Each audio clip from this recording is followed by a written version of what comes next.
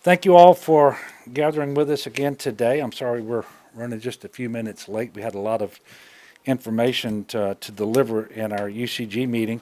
I'm joined this afternoon by John Long from FEMA, Dr. Sean Wilson, who is the Secretary of the Department of Transportation and Development, Chip Klein from the Coastal Protection and Restoration Authority, Secretary Marquita Walters from the Department of Children and Family Services, the Adjutant General, Major General Glenn Curtis of the Louisiana Army National Guard, and Colonel Jim Wascom, who is the director here at GOSEP, and we're also joined by Colonel Murphy from the Corps of Engineers. This system, as you all know, has been upgraded to Tropical Storm Barry. It continues to trend in a slightly more easterly track.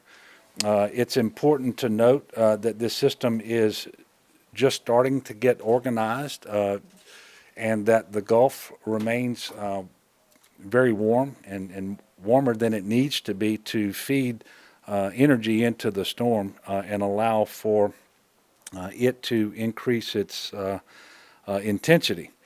We're anticipating a Category 1 hurricane at landfall, which at this time we believe will be Saturday morning and will be in the central coastal area in and around Morgan City. Obviously, there will be updates between now and then, and everyone needs to pay attention to the track. But however, we shouldn't be focused primarily or exclusively, I should say, on that track. This is going to be a major weather event for a huge portion of the state of Louisiana. And the more information we get, the more concerned we are it's going to be an extreme rain event for a large portion of the state. Rainfall totals of 10 to 15 inches are possible, and with locally higher amounts expected in some areas on an isolated basis. The heaviest rainfall will likely occur Friday through Sunday morning. Due to the uncertainty in the track, there is a storm surge threat for all of south and southeast Louisiana. I would remind everyone this is the 258th consecutive day of the flood fight on the Mississippi River. That is the longest in history. And if Tropical Storm Barry becomes a hurricane, as we fully expect it will, this will be the first time that we've had a hurricane make landfall in Louisiana while the Mississippi River was at flood stage. And it isn't just the Mississippi River. We have elevated river levels across Louisiana. We are looking at storm surge of 3 to 4 feet lasting 12 hours around the Mississippi River. That's actually good news relative to yesterday because, as you will recall, the prediction was for a water level at the Carrollton Gate to reach 20 feet. That has been revised downward to 19 feet. And while that's a relatively slight difference, it has resulted in a new forecast that calls for no water overtopping any portion of the levee on the Mississippi River. That's obviously good news, and we're encouraged by that change. However, with more intensification and a change in the track, that certainly could go back the other way, but the forecast has certainly improved. We are still at risk of significant flooding in south and southeast Louisiana. Whether it comes from rain or from the river, water is water. And we are encouraging everyone to take this very, very seriously. And search and rescue teams, boats, and high water vehicles have been pre-positioned across the state.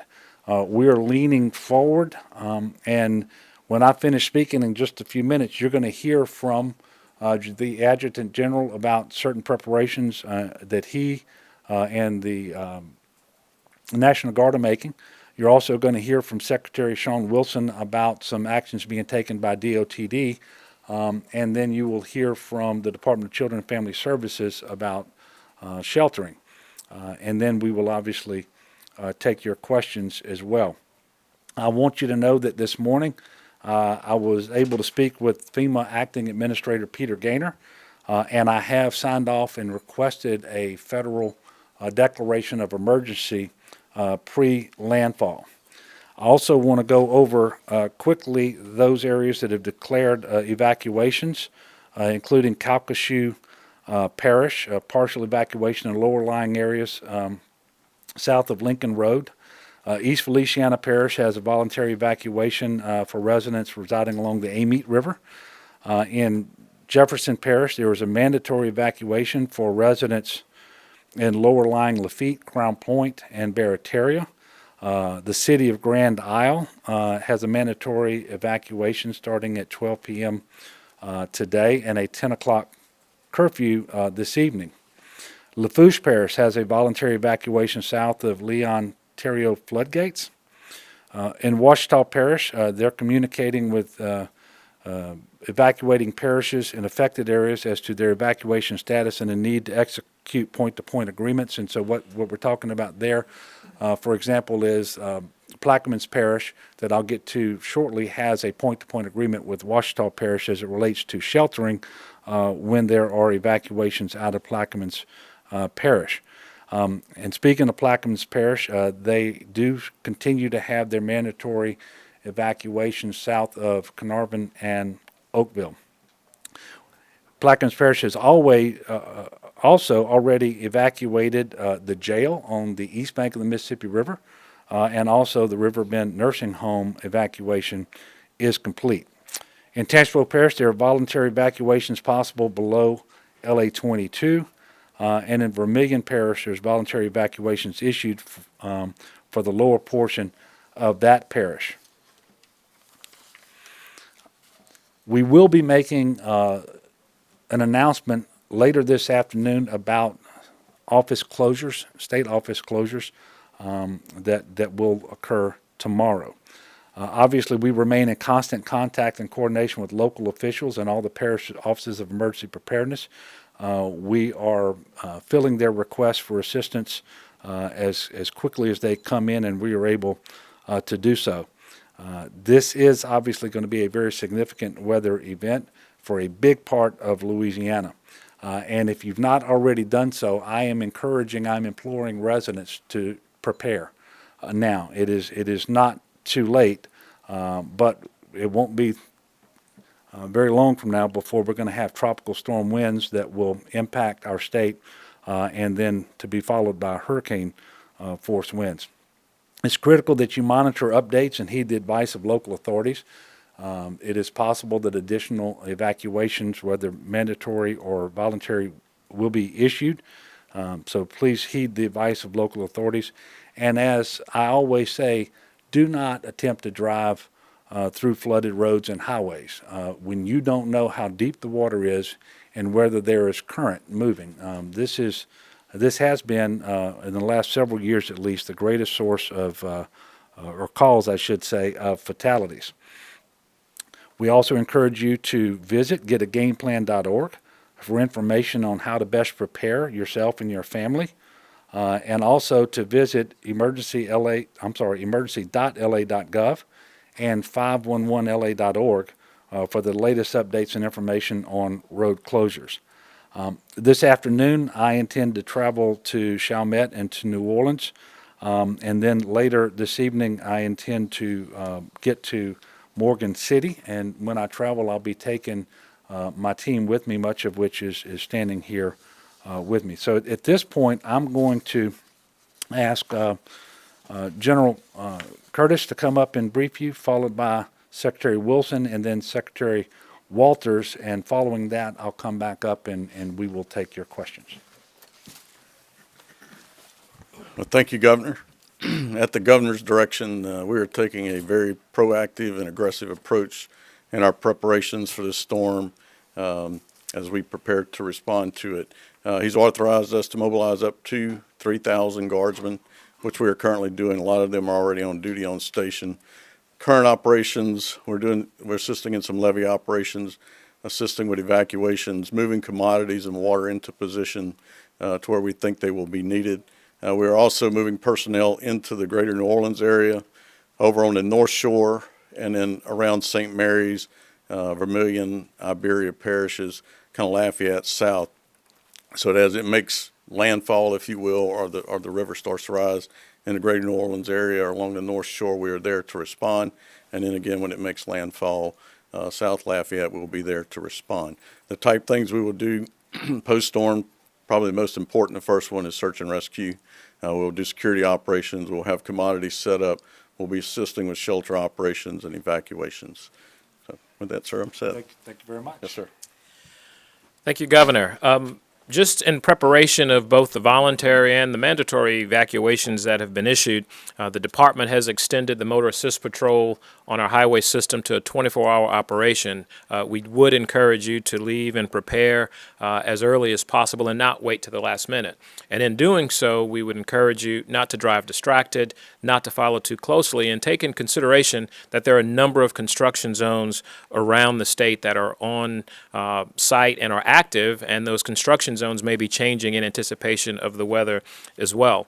Regarding the potential support services for both evacuation and recovery efforts, we have activated a vehicle staging area at Lamar-Dixon in conjunction with the National Guard, as well as in Lafayette, where we have 110 buses placed or being placed before the end of the day. We've also activated our bus contract, our coach contract, which will include paratransit support services that will be stationed at both VSAs to serve the southeast and the southwestern portion of the state, and that contract will give us up to 700 buses over a staggered period of time as they are needed.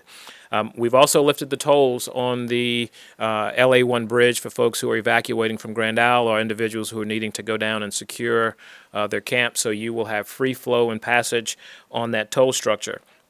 As the governor said, we do not take lightly driving through standing water. Just not long ago in this state, someone died recently this year from driving through standing water. DOTD has evacuated folks driving through standing water, and as such, we have been checking every pump station for particularly low-lying areas like the Acadian Underpass.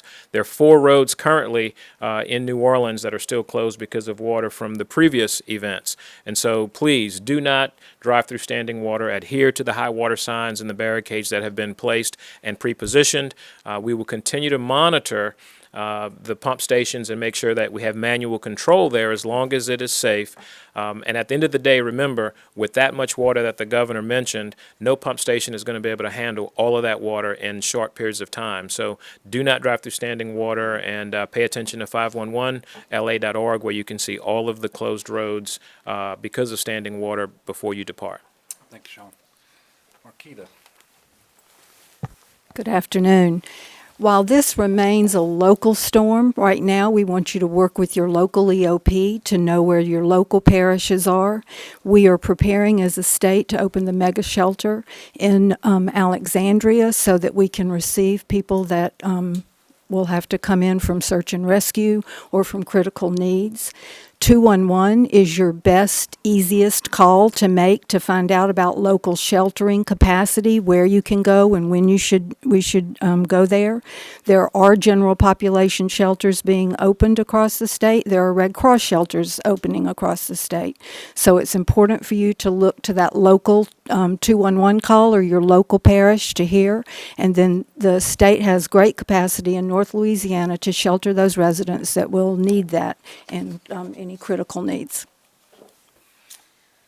Thank you. And when I was up earlier, I forgot to mention that we have Commissioner Strain here from the Department of Agriculture and Forestry. And thank you very much, Commissioner Strain, for all the work that you're doing. Okay, at this time, we are happy to take questions, and Greg Hilburn is first. Thanks, Governor. So I know you're looking at the big picture and Yeah. everything, but what is your biggest concern at this point? Well, look, the biggest concern is this is going to be a major rain event across a huge portion of Louisiana. And we don't have to wait until the rain falls for the rivers to fill up because they're already full. And so that's obviously a concern. Look, there are 3 ways Louisiana floods: storm surge, high rivers, and rain. We're going to have all 3. And it won't just be the Mississippi River. We can anticipate, for example, the Comead and the Amite rivers in this area. So and more rivers across the North Shore and across central Louisiana. So those are our biggest concerns. Obviously, we are relieved that the forecast for the river levels on the Mississippi in New Orleans has changed for the better.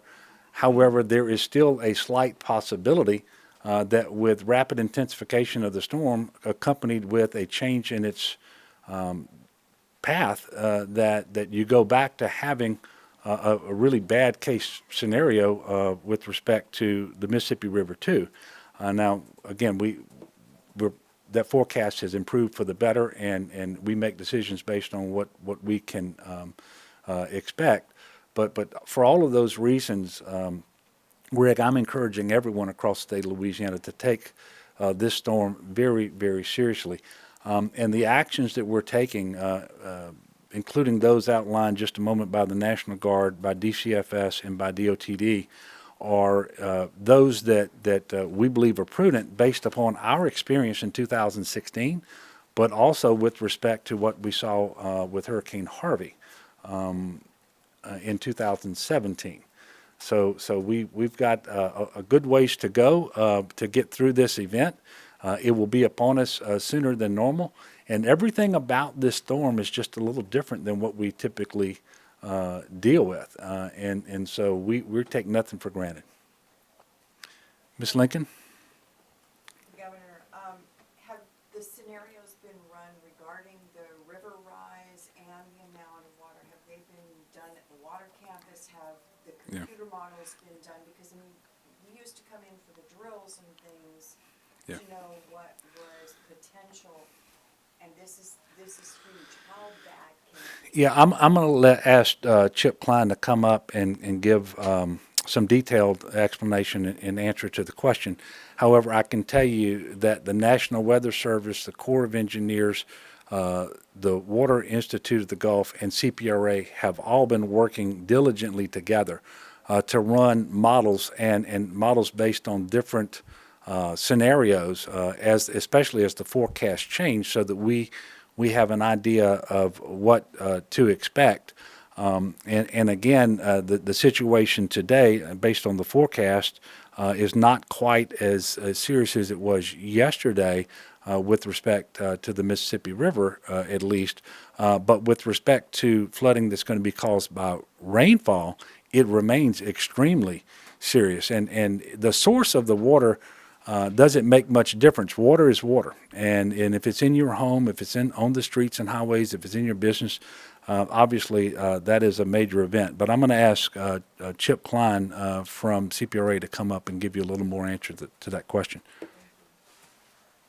Sure. So I think the governor pretty much covered it. But after every forecast that the National Weather Service issues, CPRA in conjunction with LSU and the Water Institute of the Gulf rerun these what we call these AdCirc models to determine where these impacts are going to mostly be focused on across the coast.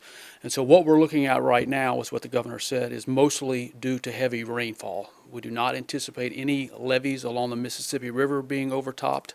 We do not anticipate any levees within the hurricane protection system around the greater New Orleans area being overtopped.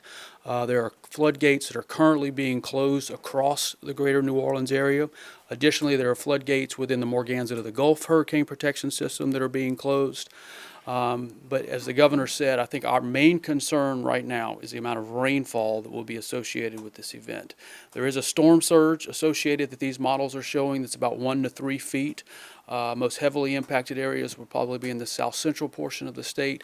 But as these models come out after each run that we do in conjunction with LSU and the Water Institute, we are sharing those model runs with local levee districts and local parishes so that they understand that the risks they face. Thank you, Chip. Any other questions? Well, we anticipate having another Unified Command Group meeting tomorrow at 11. And so we will also go ahead and give you notice now that we anticipate having our next press availability at 12:30 tomorrow.